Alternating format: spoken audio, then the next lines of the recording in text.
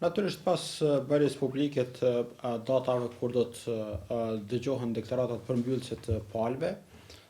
trupi gjykus ka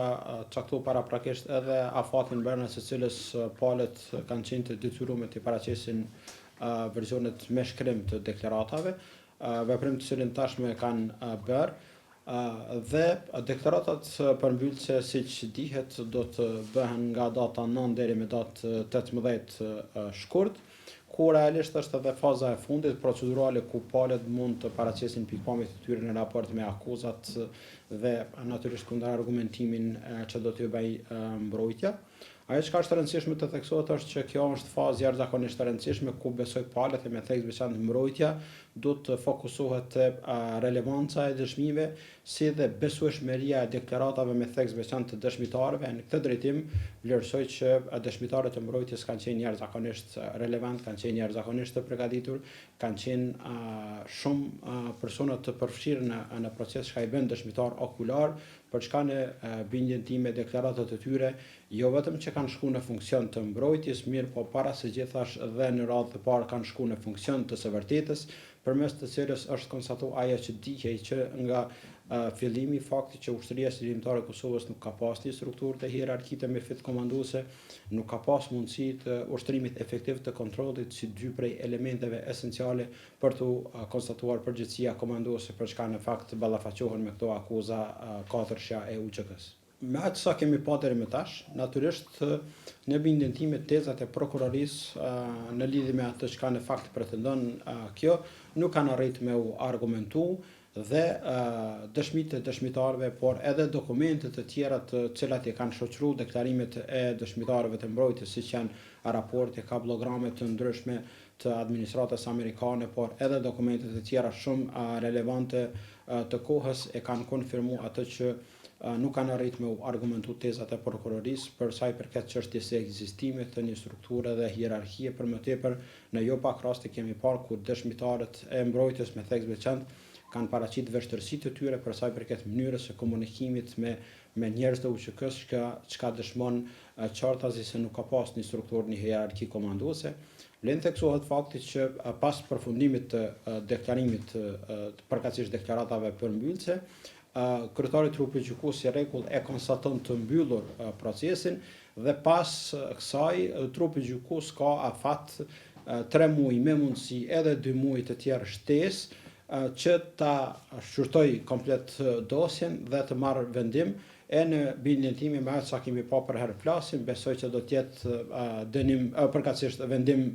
lirues dhe rikonfirmuesi i faktit se UÇK-ja nuk ka kryer krime, nuk ka pas qëllim të kryej krime, nuk ka pas një strukturë, një hierarki, për çka natyrisht që unë jam optimist që nga qershori eventualisht korriku i këtij viti do ta kemi epilogun në shkallë të parë të kësaj çështje. Ka qenë një proces historizgjatur, me shkelje bukur të mëdha, filluar nga mungesa e theksuar e transparencës, çka ka rezultuar me cënimin e njërit prej elementeve esenciale për një gjykim të drejtë, si është çështja e parimit të publicitetit në procedurë. Pastaj natyrisht kemi pa edhe prova të cilat në jo pak raste kanë qenë jo kredibile, jo të besueshme, për më tepër në bindjen time janë marrë edhe në kundërshtim me vetë dispozitat të rregullores të provave.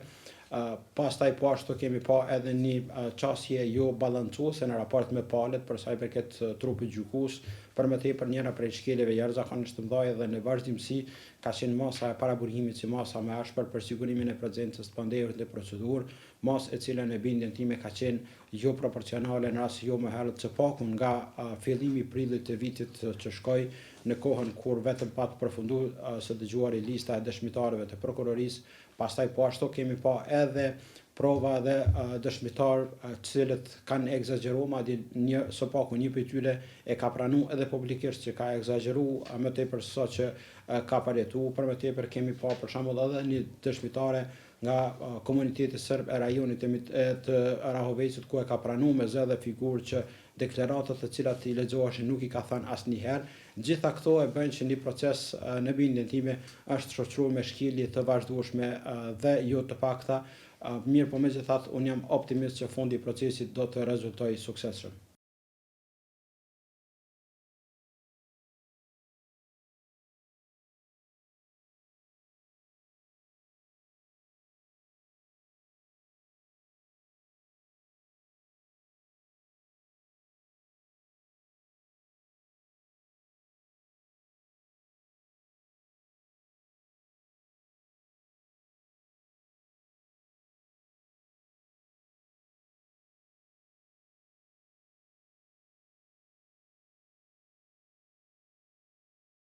Mendoj që është jo serioze dhe askush nuk e din se si do vi fundi një procesi gjyqësor.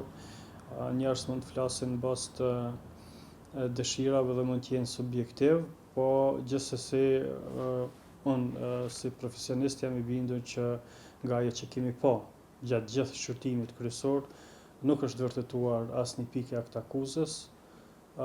por gjithsesi mbetet të shihet deri në përfundim të procesit gjyqësor, sepse ka pas shumë gjëra të cilat gjykata nuk i ka transmetuar si pasojë seancave të mbyllura për shkak të ruajtjes së identitetit të dëshmitarëve, dhe ajo që më tremb më shumë është që kjo gjykatë mund të treguhet subjektive, pra pavarësisht se në këndvështrimin tonë si profesionist nuk ka pasur, nuk është vërtetuar asnjë prej pikave të akt akuzës për asnjë prej të akuzuarit, reagimet e gjykatës her pas here kanë jep me besu që mund të jetë subjektive dhe mund të jetë e anshme, gjë që përbën një frikë reale për fundin e procesit. Por nëse do të kishte drejtësi edhe nëse do të përdorshin ose të vishin në zbatim standardet më të larta